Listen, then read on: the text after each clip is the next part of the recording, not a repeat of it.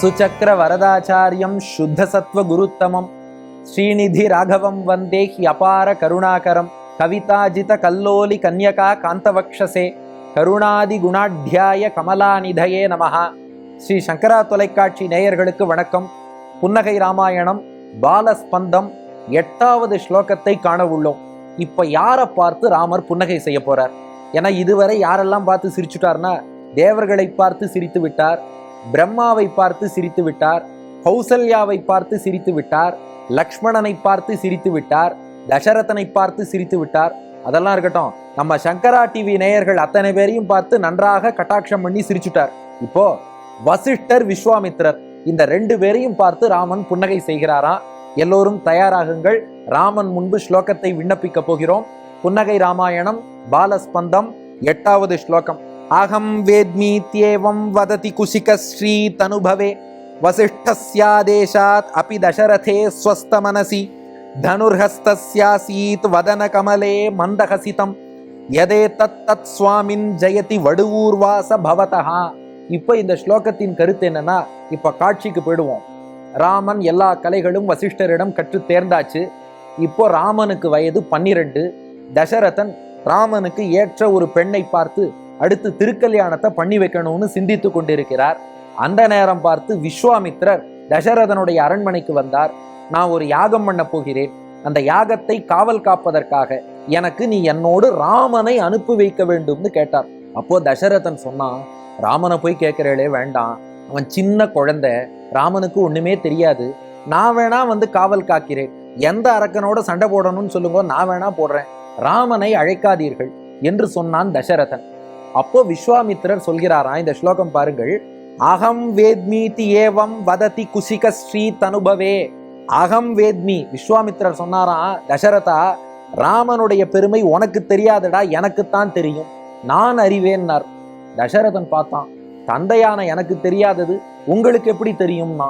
விஸ்வாமித்திரர் சொன்னார், தசரதா, நீ வில்லும் கையுமாக இருக்கிறாய், ராமன் பெருமை உனக்கு தெரியாது, நான் புல்லும் கையுமாக இருக்கும் தபஸ்வி, எனக்குத்தான் தெரியும்.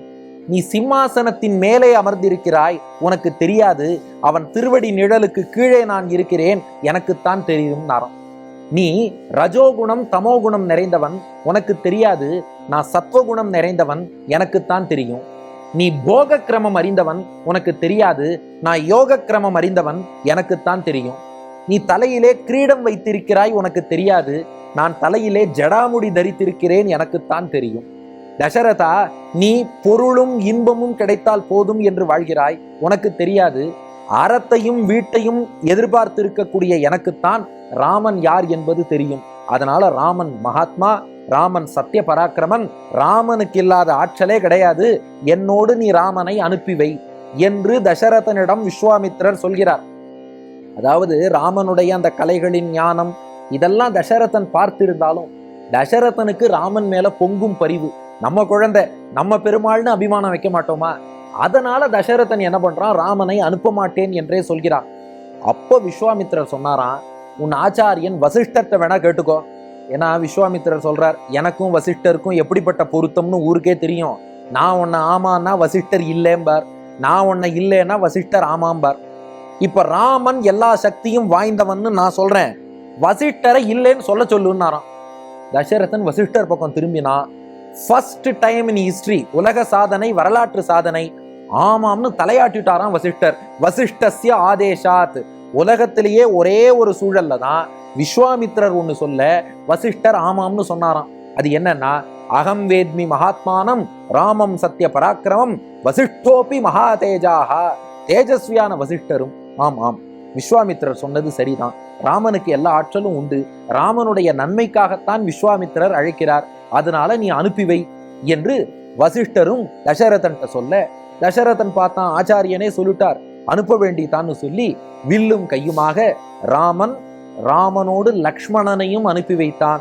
ஏன்னா ஒண்ணு வாங்கினா ஒண்ணு இலவசம்ங்கிற மாதிரி ராமனை கூப்பிட்டா லக்ஷ்மணனும் சேர்ந்து வந்துருவான். அதனாலதான் நாமும் ராமனுடைய புன்னகை ராமாயணத்தை அனுபவிக்கும் போதே பாருங்களேன், கூட சீதாதேவி, லக்ஷ்மணன், ஆஞ்சநேயர் எல்லார் அனுகிரகமும் தானே நமக்கு சேர்ந்து கிடைக்கிறது. அதனால லக்ஷ்மணனும் சேர்ந்து வந்துட்டான். வில்லை கையில் ஏந்தி கொண்டு ராமனும் லக்ஷ்மணனும் விஸ்வாமித்திரரோடு புறப்படுகிறார்கள். அப்போ ராமா, வடுவூர் ராமா, நீ ஒரு புன்னகை செய்தாய் என்றார் வில்லூர் சுவாமி. ஏன் ராமன் சிரிச்சானா? ஆஹா, நான் சேராததெல்லாம் சேர்த்துட்டேனே. நானும் என்ன சேராததுன்னா, இந்த வசிஷ்டரும் விஸ்வாமித்திரரும் என்னைக்குமே ஒரு புள்ளியில சேர மாட்டா. ஆனா ராமன் மகாத்மா, ராமன் சத்திய பராக்கிரமன், ராமன் எல்லா சக்திகளும் நிறைந்தவன்னு சொல்ற விஷயத்துல ஆகா, ரெண்டு பேரையும் ஒண்ணு சேர்த்துட்டேன்ட்டு சிரிச்சானா. ராமா, அந்த புன்னகையைத்தான் இப்போது நீ வடுவூரிலே எங்களுக்கு காட்டிக்கொண்டு விளங்குகிறாய்னு இந்த ஸ்லோகத்தில் தெரிவிக்கிறார் வில்லூர் சுவாமி. அப்ப அந்த 3 விஷயங்கள். இந்த புன்னகைக்கான காரணம் என்னன்னா, பகவானுடைய அகடித கடனா சாமர்த்தியம், சேராததை சேர்க்கக்கூடிய பண்பு.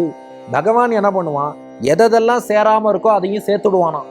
திருவாய்மொழியில் நம்மாழ்வார், நல்குறவும் செல்வும் நரகும் ஸ்வர்க்கமுமாய் வெல்பகையும் நட்பும் விடமும் அமுதமுமாய் கண்ட இன்பம் துன்பம் கலக்கங்களும் தேற்றமுமாய் தண்டமும் தன்மையும் தழலும் நிழலுமாய் என்று இப்படி எதிர்மறையான விஷயங்களையும் இறைவனால் சேர்க்க முடியுங்கிறார்.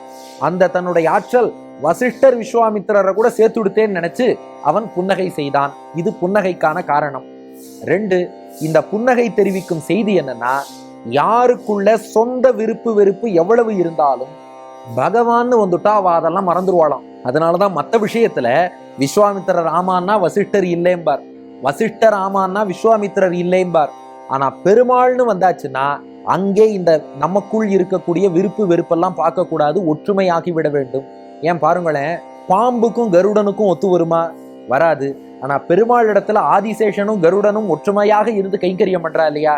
நம்முடைய சொந்த விருப்பு வெறுப்புகள், உனக்கு முதல் மரியாதையா எனக்கு முதல் மரியாதையா, நீ எனக்கு வேண்டியவனா வேண்டாதவனா பார்க்க கூடாது. தொண்டர் குலம் என்பது ஒரே குலம் என்று இணைய வேண்டும். அதைத்தான் இந்த புன்னகை வாயிலாக பகவான் உணர்த்தறான். வசிஷ்டரும் விஸ்வாமித்திரரும் கூட ஈகோவை விட்டுட்டு ஒண்ணு சேர்ந்துட்டார்.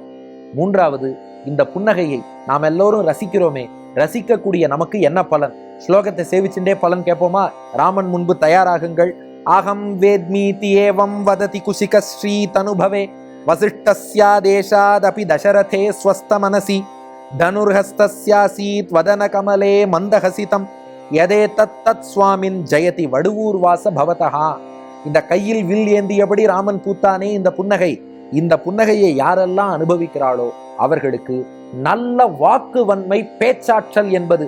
ஏன்னா விஸ்வாமித்திரர் பேசி வசிஷ்டரையும் ஒத்துக்க வச்சு தசரதனை கன்வின்ஸ் பண்ணிட்டார் இல்லையா? இந்த புன்னகையை ரசிப்போருக்கு அத்தகைய நல்ல பேச்சாற்றல், வாக்குவன்மை என்பது ராமனுடைய அருளாலே கைகூடும். இப்ப ராமன் புறப்பட்டுட்டார், விஸ்வாமித்திரரோடு செல்கிறார். போற பாதையில எப்படியெல்லாம் புன்னகை செய்தார், அடுத்தடுத்த பகுதிகளிலே அனுபவிப்போம். நன்றி, வணக்கம்.